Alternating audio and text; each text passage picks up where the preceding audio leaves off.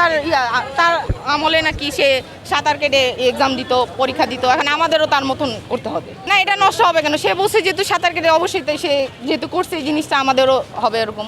সে সুস্থ মানসিকতার ভিতরে নাই এক কথা, কারণ সে আসলেই তার আসলে কোনো একটা না প্রবলেম আছে। কারণ সে যদি এত কিছু দেখতেছে, কালকে সে পরীক্ষা অফ করে নেই, আমাদের কত দুর্যোগ পার করে আমরা সেখানে গেছি এক্সাম দিতে। এখন আর কি বলবো, আমরা যে জিনিসটা সাফার করতেছি, সামনে আমাদের আরো ভবিষ্যৎ আছে, আমাদের পিছিয়ে যে ব্যাচটা আছে তারা আগাবে, তারাও সেম জিনিস ফেস করবে। তা আমরা চাই না তো তারা এই সেম জিনিস ফেস করুক।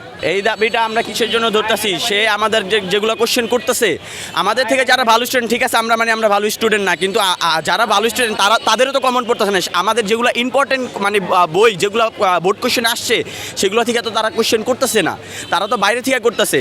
তারা একটা কোশ্চেন এমনভাবে করতেছে মানে পোলাপানদের লেখার কোনো সুযোগই নাই। আমাদের থেকে যারা ভালো স্টুডেন্ট তারাও তো বুঝতেছে না যে কোশ্চেন কোথা থেকে আসতেছে, কী লিখতে হবে, কিছু তো তারাও বুঝতেছে না।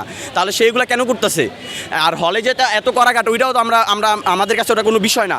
আপনি হলে যতই করাঘাট দেন, কিন্তু কোশ্চেনটা একটু ঠিক করেন। এত স্ট্যান্ডার্ড কোশ্চেন আমরা কীভাবে করবো যেগুলো বইয়ের মানে বইয়ের মধ্যে নাই? এগুলো তো পুরো বাইরে স্ট্যান্ডার্ডের।